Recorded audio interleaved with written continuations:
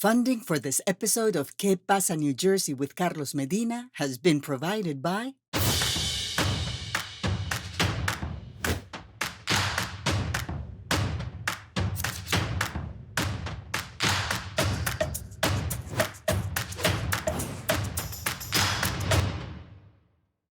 Horizon Blue Cross Blue Shield of New Jersey, the New Jersey Economic Development Authority, the Engineers Labor Employer Cooperative 825, Hackensack Meridian Health, PSENG, ROI NJ Business Magazine.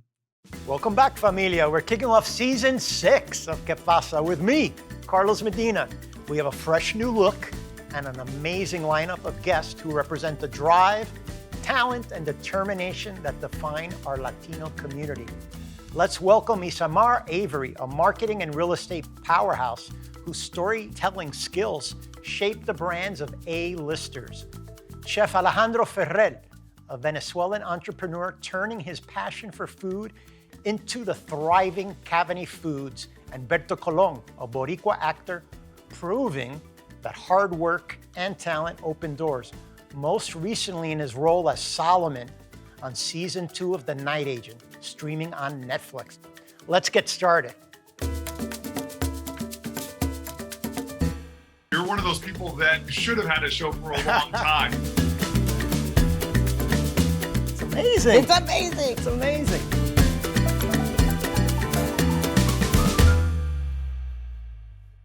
As we know, Latino-owned businesses are growing faster than any other segment in the United States. And our first guest, Isamar Avery, is a role model of that success. Born in the Dominican Republic and raised in Harlem, she became her company's youngest vice president of marketing at just 28 years old. Now she has her own marketing agency, creating powerful brand stories for A-listers like Eva Mendes. As she builds an impressive real estate portfolio, she's here to share her inspiring journey.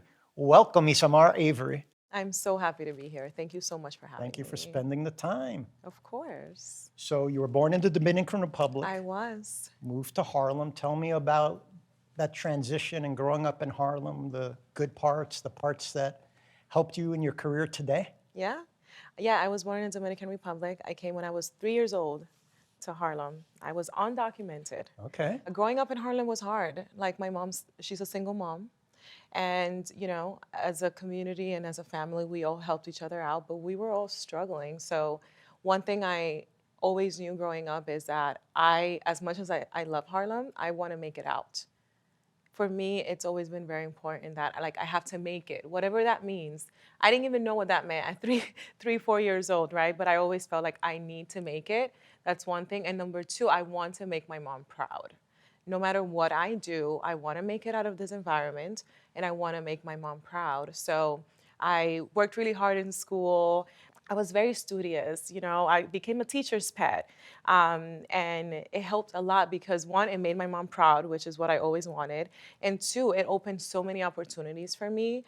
And I'm proud of where I came from. Even though it was really tough in the moment, it made me an overachiever. That Harlem education, let's call it. That Harlem education. You then went on to a company, Textile, and became, at 28, the youngest vice president of marketing. That's right. Tell me about that experience and how that Harlem education helped you in that career. So when I was 23 years old, I moved to Los Angeles because I needed to leave the community. I needed to find myself, my voice. I moved to Los Angeles and I started working at Textile. I was a CRM specialist. So I went to LA, email marketing was booming. I started working at Textile Fashion Group, and I went from being a specialist all the way to vice president of marketing. And how did I do that? It was the hustle. Even though I was supposed to just be doing email marketing, I started writing for the blog. I started modeling for some of their shoots. I started working with their influencers. I started coming up with 360 marketing campaigns. I wasn't getting paid extra to do that. It was my tenacity. It was that hunger of wanting to do more. I told myself, by 30 years old, I want to be the VP of marketing. And I did it at 28, and it made me feel so proud. I was often the youngest and the only woman and the only minority in the room. And it felt so good to have a seat at the table. It felt so good to have a voice. The fact that I genuinely wanted it. Like I was trying really hard. It wasn't for money, it wasn't for status. It was to make my mom proud. Yeah.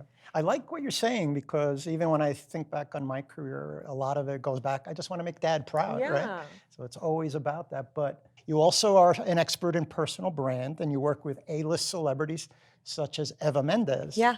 So tell me about your relationship with Eva, how you guys have collaborated, which I hope more Latinos would do, and tell us about your relationship and how you've helped each other. Absolutely. So I was a vice president of marketing at the time, and we met because she needed to start doing more on social media.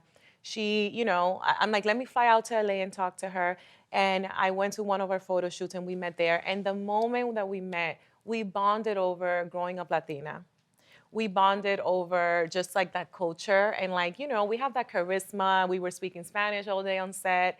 And then she's like, Mama, like, can you just do my social media? Like, I love your ideas. I love how everything feels so organic. It doesn't feel forced or fake. And I was like, Eva, I have a job. Like, I'm the VP of marketing. She's like, yeah, but can you just do it? I was like, yeah, I can help. And then, years later, we stayed working together even after I left that job.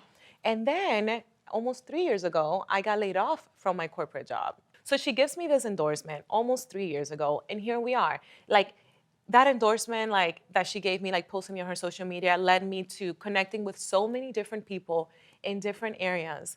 And to this day, I work with her. Our relationship is great. I'm so grateful for her endorsement, for her support, for her to continue to speak life into me, continuing to motivate me. So you talked about buying your first home. So tell me about this new balance. I know we talked in the green room of real estate and marketing. How are you balancing those two careers? I knew that I wanted to create generational wealth. I knew how important that was. So I said, why not use everything that I've learned in my 14 years of marketing? And why don't I put that into helping myself and my community acquire real estate, whether it is for primary residence, vacation, rentals, it doesn't matter. I feel like getting into real estate can be really intimidating. So I am able to do, social media marketing for my real estate as well. How do I balance it? It's tough. But you know what? I still have that drive and that hustle, and I work with really amazing clients who are very understanding of my schedule. I work a very flexible schedule as well. So I'm able to split my time between, the real estate stuff. I have 2 properties that I manage in Miami. And then I do all of my work also from home and travel as needed. So I believe that when you're passionate and you want to make things work, you will find the time. But I have to prioritize and I have to say no to everything that does not get me closer to, the life that I want to live. You talk a lot on your social media platforms about health and well-being. Tell me a little bit about your passion for health and well-being and how that impacts other Latinas that you work with. Food is medicine. And that's what I'm trying to learn more about and then share everything that I know to my community, to my family. I want my mom to live for a very long time. I want my sister, my aunts, my uncles, my grandma. My grandma just celebrated her 86th birthday. It's really important that we spread awareness about nutrition, what to eat, what not to eat, and also like just educating yourself on how to lead a better life for yourself and your kids. I always say I want to be healthier for my loved ones because I want my mom and my family to enjoy a healthy version of me for a very long time. So what does that mean? Eating the right foods. Yes, like you can still eat, cake and whatever, but just balance. Moving, incorporating movement in everything you do. We love to dance. Well, that's also a workout, right? And then I think overall wellness, I think mental health is so important. So I think there's just got to balance out mental health, nutrition, moving your body. I think if you're able to do those 3 things, you're going to lead a happier life and you're going to be more successful in anything that you choose to do. But what would you tell some young Hispanics getting into business, getting into their career, getting into marketing, getting into real estate? I know necessarily you feel like you didn't have those role models, so it's important that people see you, you tell your story, and they learn from those stories at the end of the day. Absolutely. I would say find the people who are doing what you want to do and knock on those doors. Ask questions, follow their stories. If you're curious about anything, if you want to start a business, I know that there's also a lot of information about politics and the political climate, but choose the content you're going to consume. Instead of like going down the rabbit hole of what's happening with our political climate, instead, why don't you go and seek content and consume content that will motivate you, inspire you to go towards the life that you want to lead, right? People are willing to help.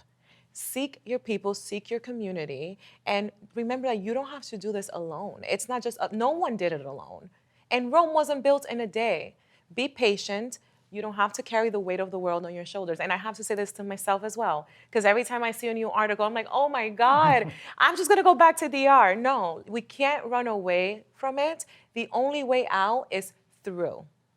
Thank you for coming. Thank you for telling your story. Of course. It's very important that we hear these stories so that we could learn from them. Thank you so much. It's a pleasure to be here.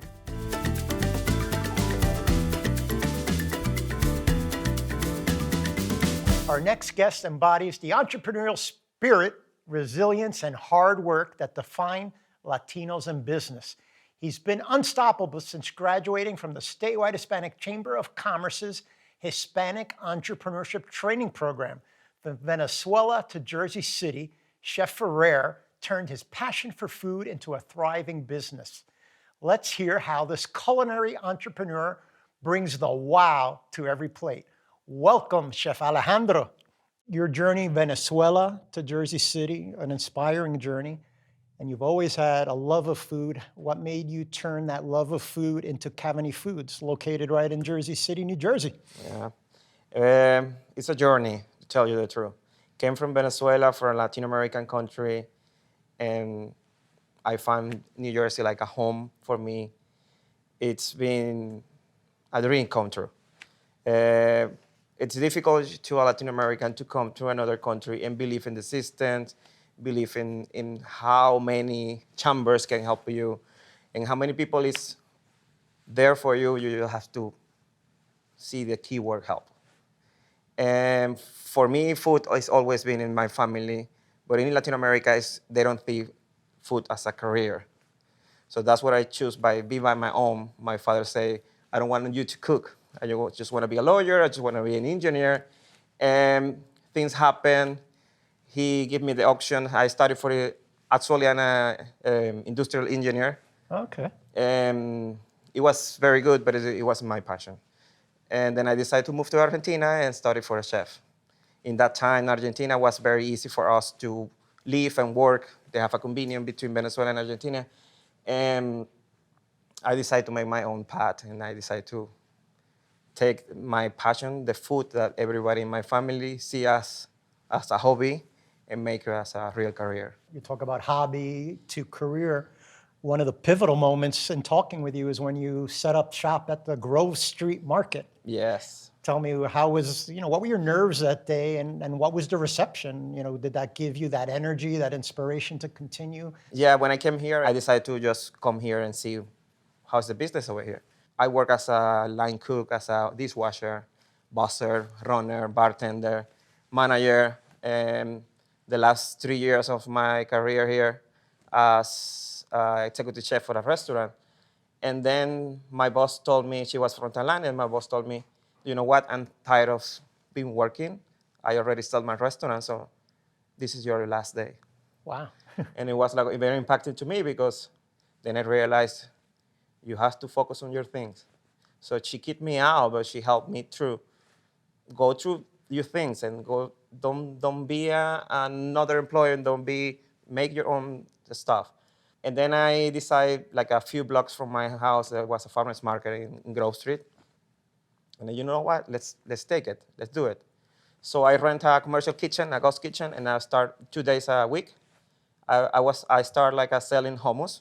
It was my main thing. And iced tea and like bean salads. And then I find a friend told me, he referred me to the Spanish Chamber of Commerce. And he told me, you should do that, because they're gonna help you to grow your business. When I signed up for the chairman, I got a call, and then it was Valeria, and she told me, what are you doing now? And I'm selling stuff in the farmer's market. And how much are you selling it? No, I give you the numbers. And she said, wow, you are selling a lot, and you are doing that, like, you need to fix that. So I went through the program, and they opened my eyes. Sure. I'm gonna repeat the program. It's the Hispanic Entrepreneurship Training Program that the statewide Hispanic Chamber puts on. So you're one of their proud alumni. Yes. The main things that the program made for me in my life and my career is just believe in myself. Because when you came from another country, you came with a bag of dreams. But at the next side, you have a bag of fears. And fears sometimes killed your dreams. So they opened my eyes and they told me, you have to believe in yourself because you have another product. Your customers, you already have 250 customers. They telling you that you're doing a good stuff. So they teach me how to communicate with a tax person, with accounting, with all of the components from the business that a chef know, but you are like in a country that you don't even know what happened. And they're starting helping me. There's a lot of programs, there's a lot of grants, there's a lot of loans that you can do to build your business. Yep. And I was, are you sure?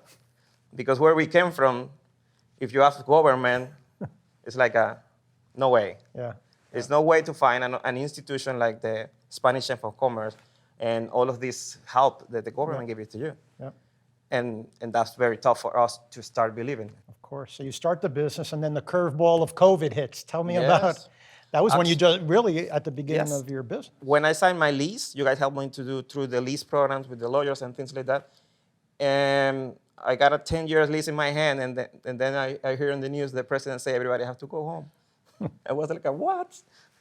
COVID changed everything on our business because obviously when you're a chef, you want to have a Michelin star restaurant. Sure. You want to be successful. You want to be in all the news and things like that. And we realized that food is medicine. So we decided just to change the concept, and then we create a healthy menu. Okay. We stopped using salt, we stopped using sugar, so we start focusing on food is medicine. So we create a menu that you can go every day. The program helped me now you have to focus to sell more because people can go to the supermarket and buy food, and they need to eat. You are doing a service. You're doing a necessity. So we started doing meal plans. And my accountant, they say, what you sell on the COVID, you may not be selling on the regular because you sell a lot. You don't even need a loan to make your business because you're making the money right now. Love it. And you have the structure, you have the knowledge, so giving the experience to their home because they can go out, but you can go in. I love it. And on safeness, and we start giving the same experience to their home. It gave you a little extra something that you were able to introduce to your business. So a lot of inspiring entrepreneurs, not only in the food business, they struggle with the next steps. Like you said, the chamber was a good resource. But what would you give in advice to a young entrepreneur? Like if you could talk to young Alejandro coming from Venezuela, what would you tell young Alejandro are the best steps to take here? Yeah. The key of make things happen is believe in yourself. Okay. Believe in yourself and believe in this system. Because this country, for me, this is the only country that I see that you can make your dreams come true. Because there's a lot of help. There's a lot of institutions, there's a lot of chambers, there's a lot of people who can help you, and you can be scared, you can be just show up. Alejandro, thank you so much for telling your story. It's very important that we share these diverse stories to our viewers. Thank you, because thank you, I'm here.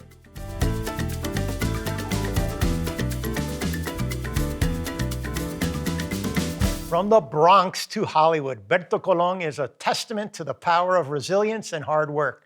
This proud Boricua has been on Orange is the New Black, The Penguin, NCIS, and Power Book 2, Ghost. Now he's stepping into the role of Solomon in the second season of Netflix's hit series, The Night Agent. His journey is proof that perseverance and talent open doors. Welcome back to Qué Pasa. Aquí estoy. Thank you for having me, Carlos. My alumni, my familia. Ya tú sabes. Aquí estamos aquí. Sabes. Thank you so much for having me. Boricua Gen Xer, grew up in the Bronx. Tell me about that experience in growing up, because I know when people grow up, we're in Hudson County right now. Yeah.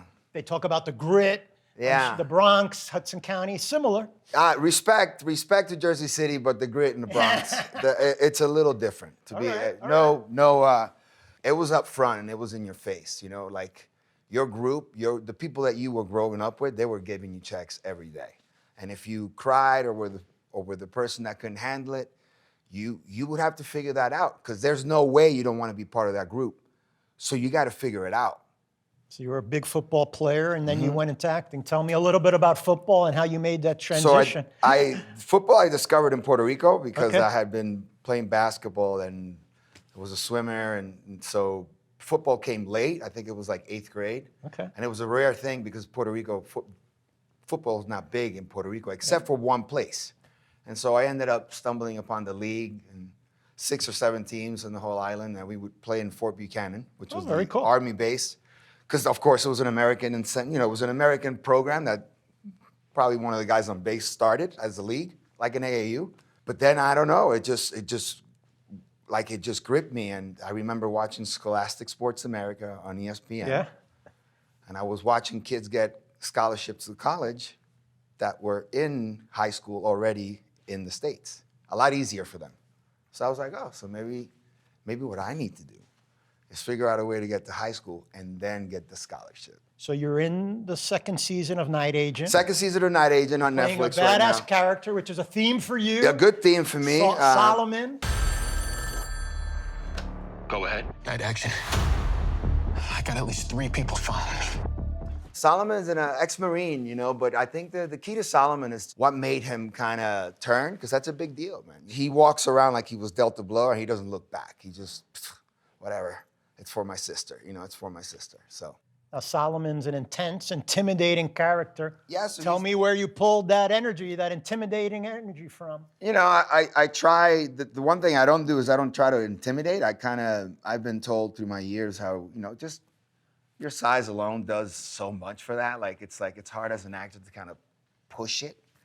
So you you let what's natural happen, and in my case, I count on my size a little bit, my stature, if you will. It does what it does, and then the rest, I try to come from a place where it's real. I'm going to go off script a little because I know we were talking earlier, and I used to. I'm retired from CrossFit. Yeah. But how does that play your physicality? Physicality, being fit is the mental state that you're in when you know you're healthy, right? It's not about pushing all this weight. In my case, I like speed, I like explosiveness. So CrossFit is exactly what I need.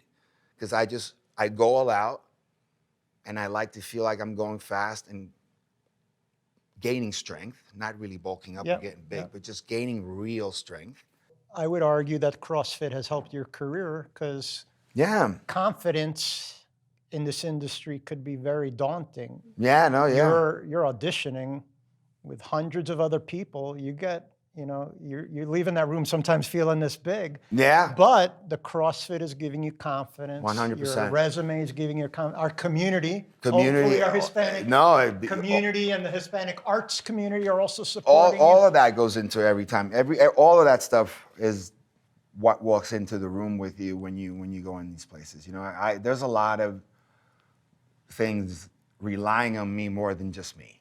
How about Penguin? Tell me a little bit about the Penguin experience. Was an amazing experience. It was, working with Colin Farrell. I mean, and seeing that process, that just his transformation alone, that was a masterclass, and production. I mean, the levels of production that I've seen from that group in the DC world and Reeves, and it's a big deal. You're part of DC now. I like it. Well, we'll see. On to the next. But I think, it's. I love it. I have had amazing company in the last year and a half. What advice do you give folks doing the audition and getting frustrated? Have fun. That's what it's all about. It's really just have fun.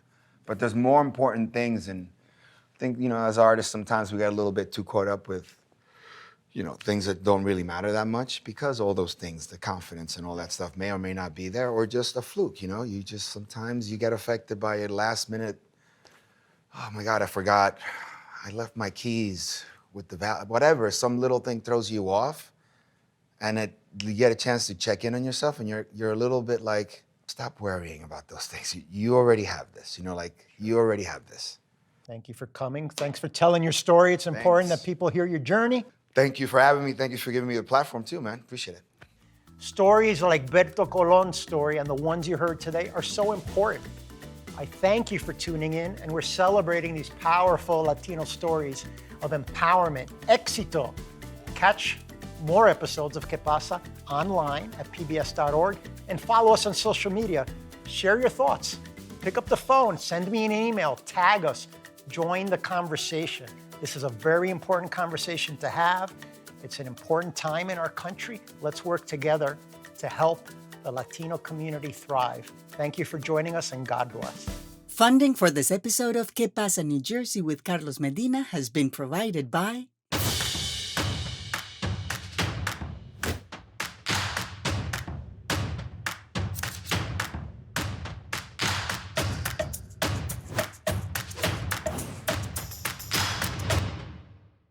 Horizon Blue Cross Blue Shield of New Jersey, the New Jersey Economic Development Authority, the Engineers Labor Employer Cooperative 825, Hackensack Meridian Health, PSENG, ROI NJ Business Magazine.